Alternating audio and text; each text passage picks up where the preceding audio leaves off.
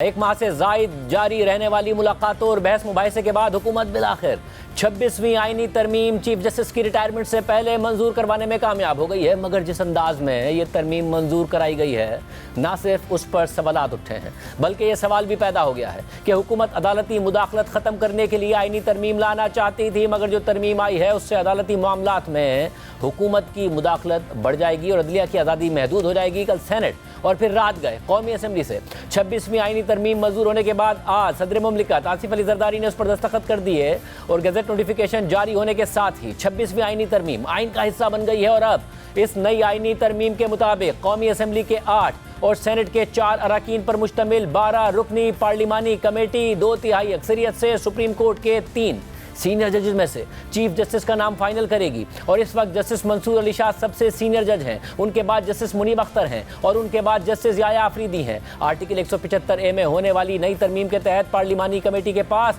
इस प्रोसेस को मुकम्मल करने के लिए अब सिर्फ कल रात 12 बजे तक का टाइम है। इसलिए पार्लिमानी कमेटी की तश्कील के लिए कौमी असम्बली और सेनेट से पार्लिमानी जमातों के नामजद करदा अराकीन के नाम सामने आ रहे हैं। आज कौमी असम्बली के सेक्रेटरी ने पार्लिमानी पार्टीज को खतूत लिखकर उनसे मुतनासिब नुमाइंदगी के हिसाब से कमेटी के लिए अपने अराकीन के नाम मांगे थे, जिनमें Noon league, people's party, Sunni Ittehad council और MQM शामिल हैं। इसके अलावा स्पीकर कौमी असम्बली अयाज सादिक ने चेयरमैन सेनेट यूसुफ रज़ा गिलानी को भी खत लिखकर पार्लिमानी कमेटी के लिए 4 सेनेटर्स के नाम मांग लिए थे, जिसके बाद चेयरमैन सेनेट ने नून लीग, पीपल्स पार्टी, PTI और JUI से पार्लिमानी कमेटी के लिए नाम मांग लिए। और फिर अब से कुछ देर पहले खबर सामने आई कि चेयरमैन सेनेट ने 4 सेनेटर्स के नाम स्पीकर कौमी असम्बली को भिजवा दिए हैं, जिनमें नून लीग के आजम नज़ीर तारड़, पीपल्स पार्टी के फारूक एच नाइक, तहरीक इंसाफ के बैरिस्टर अली जफर और JUI के कामरान मुर्जा शामिल हैं। जबकि जराये के मुताबिक पीपल्स पार्टी ने कौमी असम्बली से राजा परवेज अशरफ और सैयद नवेद कमर के नाम दिए हैं। नून लीग ने कौमी असम्बली से ख्वाजा आसिफ हसन इकबाल और शाइस्ता परवेज के नाम भेजे हैं। MQM ने कौमी असम्बली से राना अंसार का नाम पार्लिमानी कमेटी के लिए भेजा है। और जराये के मुताबिक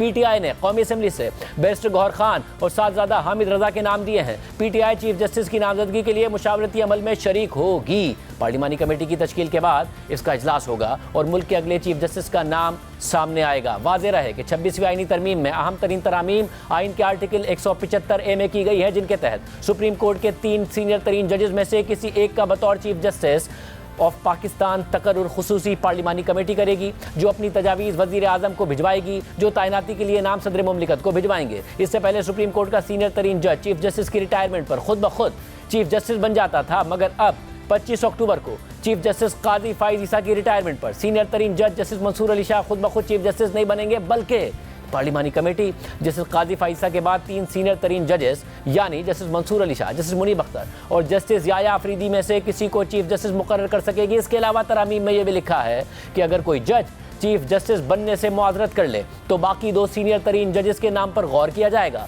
अगर इसके बाद नामजद होने वाला जज भी मुआज़रत कर ले तो फिर अगले सीनियर तरीन जज के नाम पर गौर किया जाएगा, यहाँ तक कि चीफ जस्टिस का तकर्रुर हो जाए। आइन के आर्टिकल 179 में भी तरमीम की गई है, जिसके तहत चीफ जस्टिस ऑफ पाकिस्तान अपने ओहदे पर ज़्यादा से ज़्यादा 3 साल तक रह सकेगा। और अगर इससे पहले ही 65 साल का हो गया या मुस्ताफ़ी हो गया या आइन के तहत बरतरफ कर दिया गया तो उसकी मुद्दत ख़त्म हो जाएगी। 3 साल की मुद्दत पूरी होने पर चीफ जस्टिस की उम्र 65 साल से कम भी हो तो वो रिटायर हो जाएगा। इसके अलावा आर्टिकल 175A में तरमीम के तहत चीफ जस्टिस की तैनाती के लिए खुसूसी पार्लिमानी कमेटी 12 अराकीन पर मुश्तमिल होगी, जिनमें 8 अराकीन कौमी असम्बली से और 4 सेनेट से लिए जाएंगे। अब ये मामलात हैं, इन कमेटियों के नाम सामने आ रहे हैं। कल 12 बजे तक तैनाती के हवाले से नाम देने हैं। हुकूमत इस वक्त तेजी से आगे बढ़ रही है। तहरीक इंसाफ एतराज़ कर रही है कि ये सब आइन के साथ खिलवाड़ हुआ है, मगर हुकूमत कह रही है कि मौलाना फजलुर रहमान और तहरीक इंसाफ के कहने पर हुआ है। जो कुछ हुआ है उन्हीं के मुसव्वदे पर अमल दरामद हुआ है। कल जो कुछ होता रहा, सुबह 5 बजे तक ये तरमीम हुई है।